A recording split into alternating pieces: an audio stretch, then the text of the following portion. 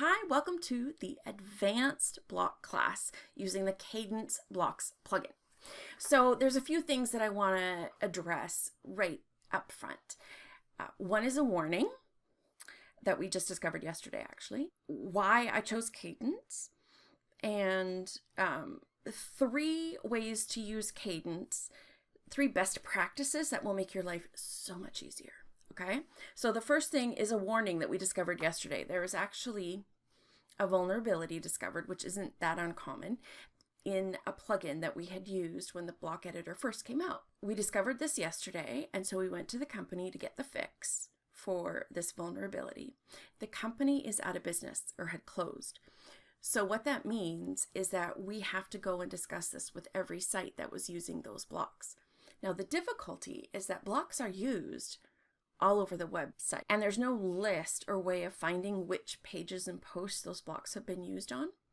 So the warning that I want you to get from this is to be careful not to install block plugins unless they are absolutely necessary.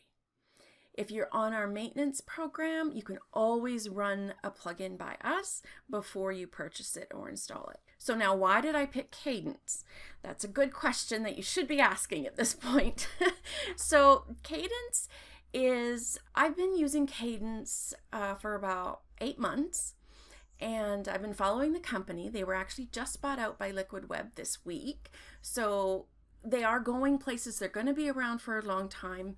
They also have a theme that's becoming one of the best. There's hundreds of thousands of users behind it, if not millions. I haven't checked recently. So this is stable. It's going to stay, which is number 1 important.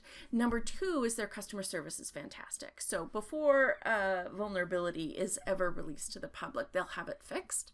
I'm 100% confident of that, at least in the short term. Like, I would guess for the next 2 to 4 years, I could be 100% confident that they're going to be around in one form or another, which is a long time in internet years.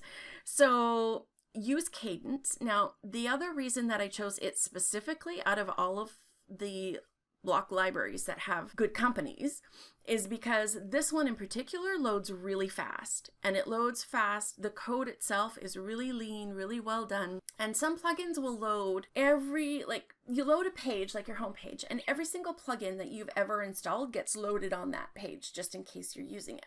With Kadence, you load up a page, and if that block isn't used, like say the share icons aren't used on this page, then it doesn't load the share icon scripts and code. So in that way, it's super clean and lean and fast, and it's one of the best out there. They're also totally on the ball and actually ahead of times when it comes to full site editing. FSE, which is going to be next on the horizon after we all get used to the block editor, because there always has to be something fun and exciting in the technology world. So did I cover that? It's because of the speed, reliability, good customer service, secure, and they offer a ton of options. So far it's the only one that I install, except for specialty plugins like SEO, your recipe maker. There might be a few other ones, but this covers everything that you'll need to build your pages and posts, layouts, sales pages, landing pages, all of it. So stick with this one is my recommendation. Okay, best practices for using Kadence. Kadence on every single block has padding and margins, which are fantastic. So if you've ever why is there that space there and you can't get rid of it? With Kadence, every block has margin. So you can say, I want to push this away from that. Or it has padding, which is inside the box. So you have words inside of a box, but the words are way up against the top of the box. If you get the box and you put padding, the padding pads the box. So everything in the box has to be inside the padding. A margin is outside, but we'll go through a few rules as we get there. But what I was going to mention is that it has spacing. So because of the spacing, you have to start adjusting the settings, because you're going to have hundreds of settings. You adjust them on the outermost block, because whatever's on the outer block affects everything inside of it. Okay? So let's say you have a block, and then inside you want these columns that you have inside, you want them to go all the way to the edge of the screen. Perfect. If you try to get those columns to go to the edge of the screen. Sometimes they'll pop outside of your block columns, but then they're going to have super unpredictable results. And sometimes they just won't, like they won't obey you. And that's because the outer block isn't full width. So whenever you're making setting changes, erase all of the little ones from inside. So on the outside, if it lets you say that all of the font inside is black, perfect. Make it black from out here. Don't have block, block, block, block, block, and then inside you have a nice white background, and so you want the black font in here, so you change this to black font. And then outside, oh, there's a title there, so you have to change that to a black font. And oh, there's something else there, so you have to change that to a black font. No. Start at the very outside, change it once, and it carries down to everything else. Okay? And then you don't have to worry about how to change it too. Like, you go into a page and you've got 5 blocks all layered together.